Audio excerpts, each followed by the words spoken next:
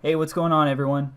It's Bobby from RepairShopr, and welcome to another Feature Friday. This week, we're going to be talking about an update in the documentation feature set.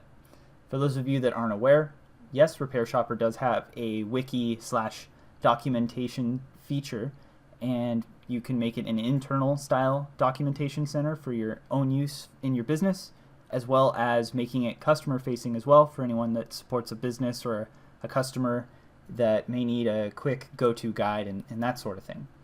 This week, though, we're talking about an update to the editor specifically. So let's head to the documentation center, and I'm just going to open up a wiki page here. And what we've done is over here on the right, we have updated the uploader platform. And what you can do now is, instead of having to upload an image to Imager or a Dropbox and then grab a shareable URL and placing that in your documentation center, you actually have a way of uploading files directly into RepairShopr and then grabbing a URL and injecting it directly into the documentation. So it's pretty easy. If you click Attach File, it's very similar to the other uploaders.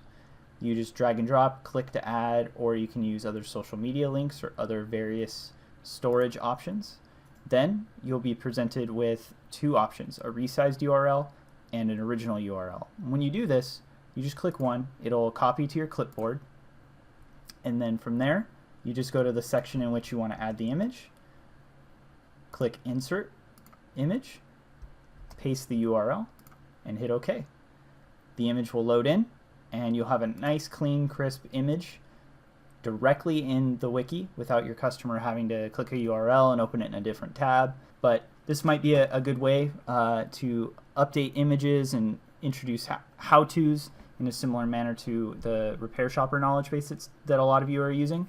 And I figured I saw in the updates, and I figured I'd draw attention to it because I think this is a very valuable tool for a lot of folks to add to their arsenal to help their internal technicians to, helping your customers. How many of you get phone calls from your customers asking where, the system tray is? Now you can have a screenshot of that with a highlighted or annotated highlight showing the customer where the system tray is, maybe avoiding a phone call, maybe helping your customers self-serve a little bit.